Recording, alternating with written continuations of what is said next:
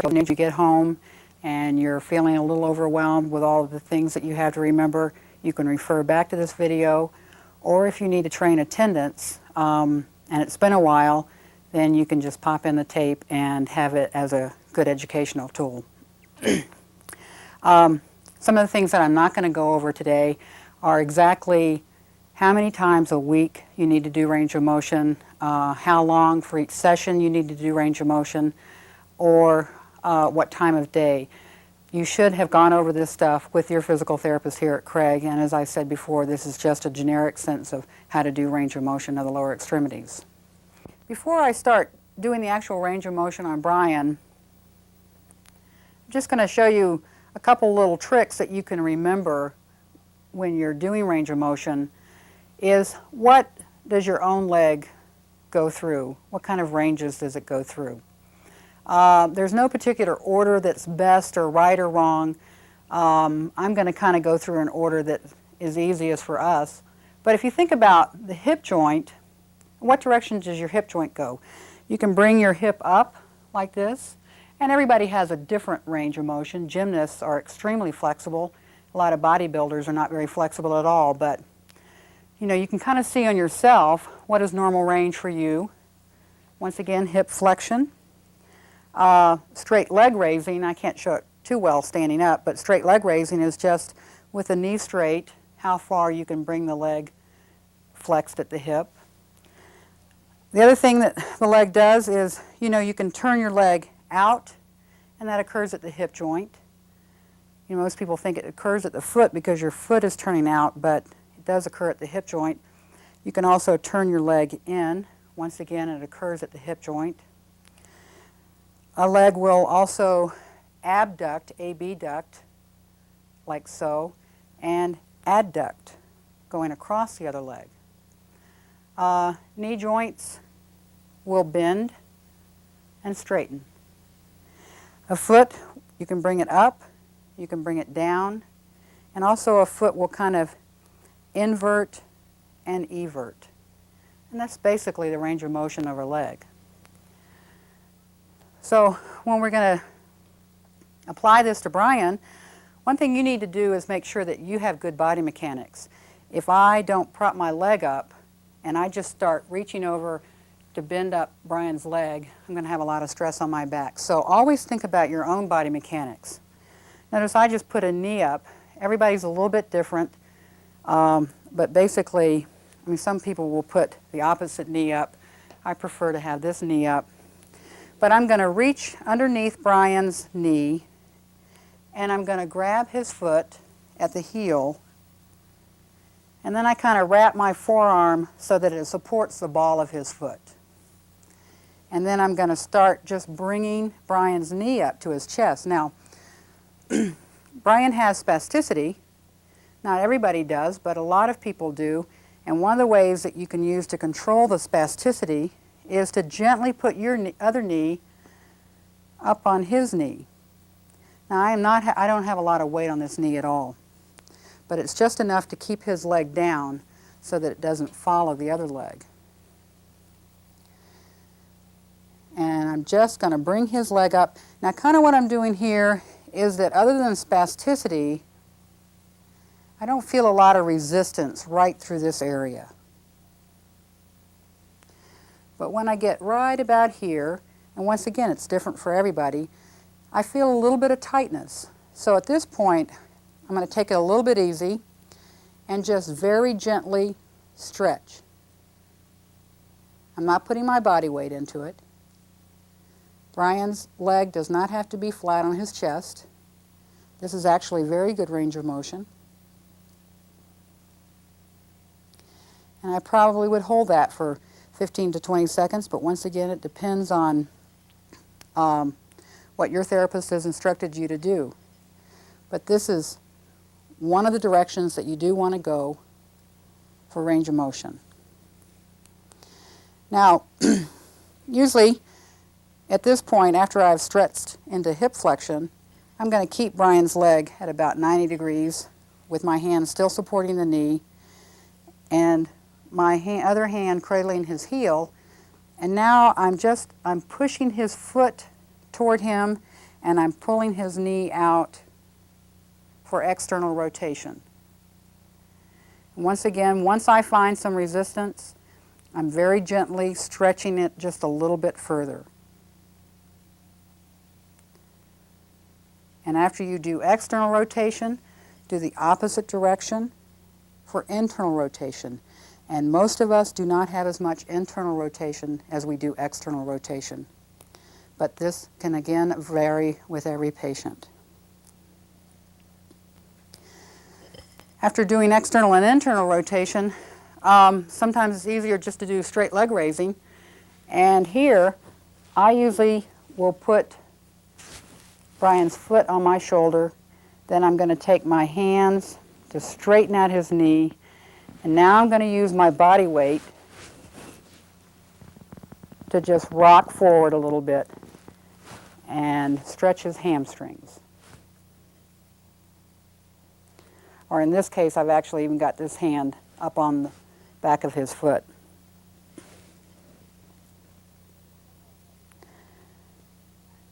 Usually if somebody can get up to 90 degrees or straight up and down like Brian has, that's pretty good range.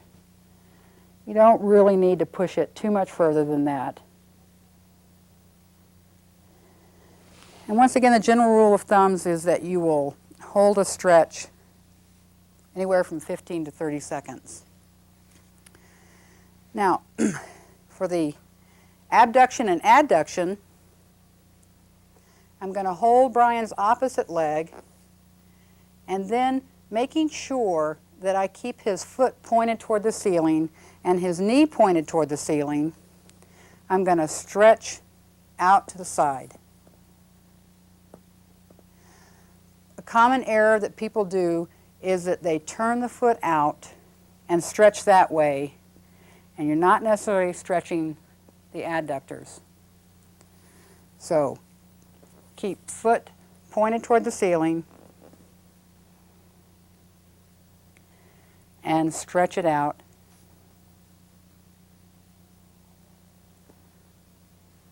And then for adduction, bring it across his leg. There's not a lot of adduction. Another variation of that is to once again bring his knee up, put his foot flat on the bed or the mat, and just rock the leg in for adduction and bring it out for abduction. Notice I'm still stabilizing the opposite leg.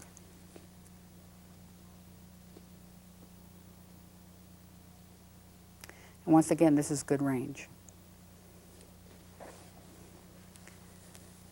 Now, you don't necessarily need to do specific knee flexion, such as holding the knee and bringing the foot down, because where you've gotten that before is when you did hip flexion, and I didn't stabilize his leg. You can see where that'll interfere. But as I did hip flexion, I got knee flexion right there. So you don't need to specifically do knee flexion. The last range is at the foot. And a lot of times I'll just kind of sit up on the bed or the mat, and my lower hand, once again, has cradled his heel. My forearm is on the ball of his foot, and I'm stabilizing with my other hand right at the crease of his ankle. And now I'm just going to use my body weight to stretch his calf. This is another range that's easy to do if your forearm is too far over toward his toe or his big toe. A mistake is to bring it in like that and then bring it up. You want to make sure that that foot is nice and straight as you stretch the heel cord.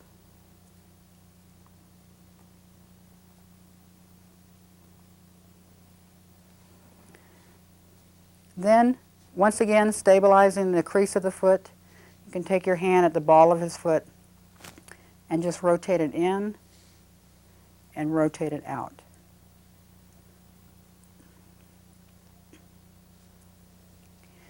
Now the range of motion would be duplicated on the left leg, but for the purpose of this video, just going over the right leg has been enough.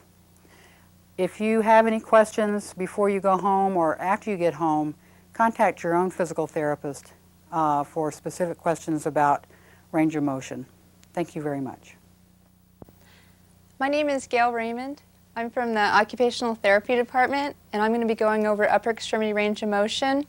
And your individual therapist should go over how many times a week you should be given it and how many repetitions you should do.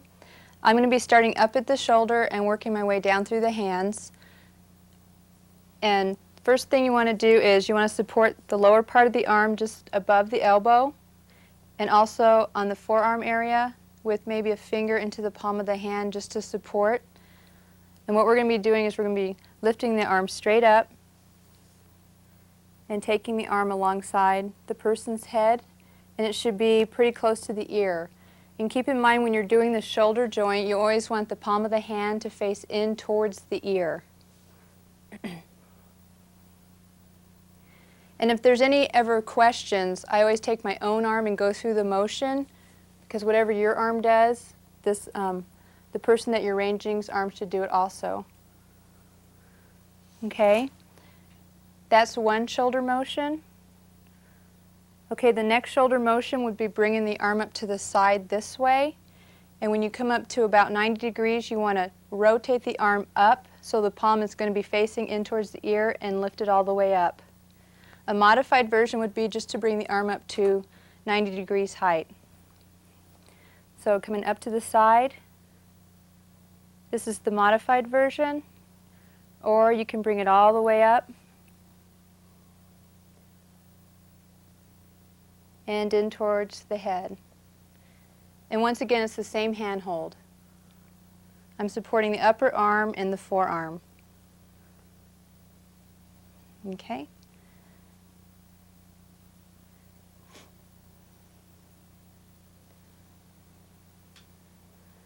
Okay, the next one we're going to be doing is just rotation of the arm, and you're going to be supporting just above the elbow again and the forearm, and we're lifting the arm up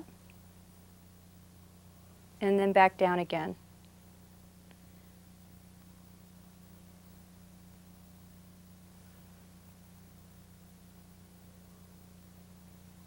Now sometimes a person is tight in this motion. You can bring the elbow right in along the side of their body and just take their hand into the stomach and then out towards you. And this would accomplish the same motion.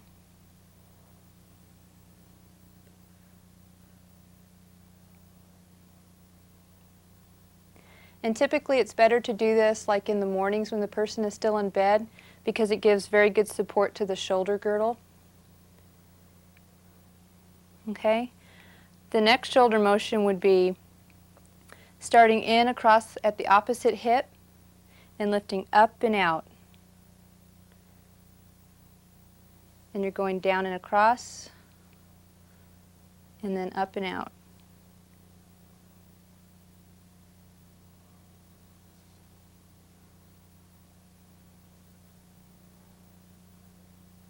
Okay, and the last one for the shoulder would be just starting here at 90 degrees, and you're just stretching right across their chest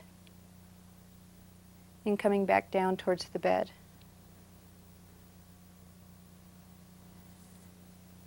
And reaching across and coming back down.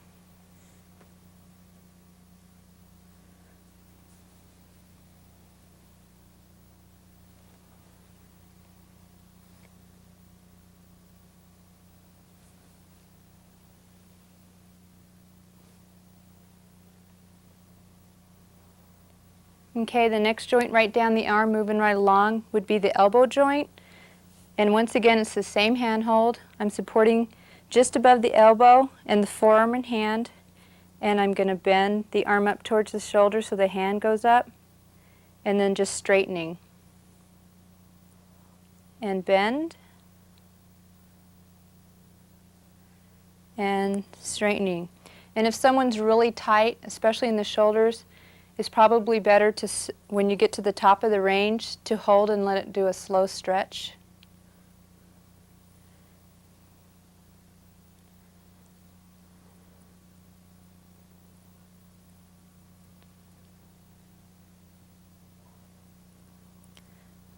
Okay, the next part of the arm is the forearm, and I'm going to pull his sleeve up.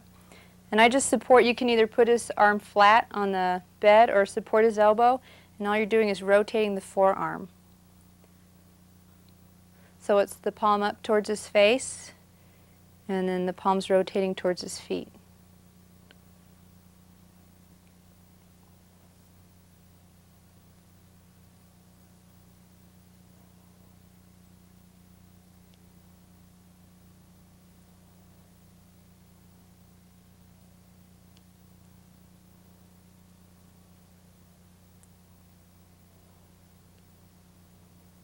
Okay, in the next joint, you can just rest their arm on the table, support the forearm, and just kind of have a loose hand hold into the palm of the hand.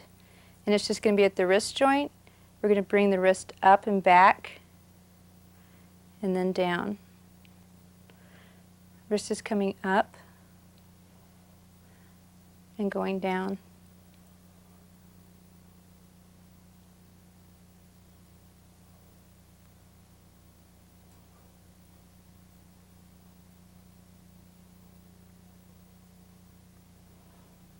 Another way to do this too is some people will just lock their hands in here, kind of like if you were going to do an arm wrestle, and just bend both directions again, whatever's easiest for you. And this brings us down into the finger joints. And usually you can do the fingers individually at each joint or as a group. And I'm going to show you as a group because most people can be done as a group unless the person's really tight, and then you do one finger at a time to get a nice good stretch. But a nice way to do it is just put your hand right over the top of theirs and just curl the fingers in and straighten them up. And curl them down and straighten them up. Sometimes if the fingers are a little tight in the curling position, if you bring the wrist back just a little bit, it kind of helps to achieve the curl a little better.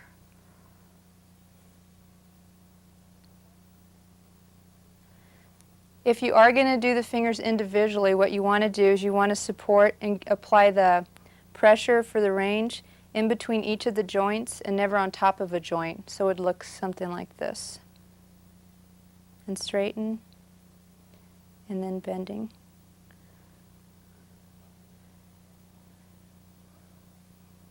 Okay, the last one is the thumb. And the thumb can be done in a circle,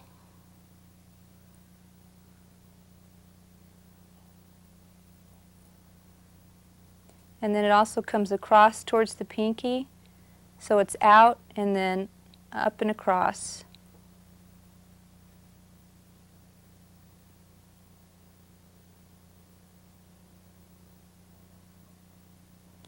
And right now I'm just supporting his wrist area. Okay, and then to do each joint, you would just curl the thumb down and then bring it straight. Once again, not applying pressure onto the top of the joints.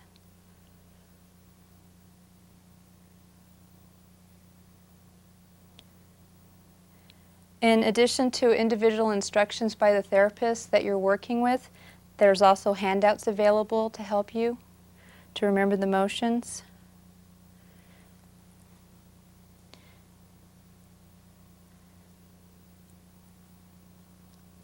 And that's upper extremity range of motion.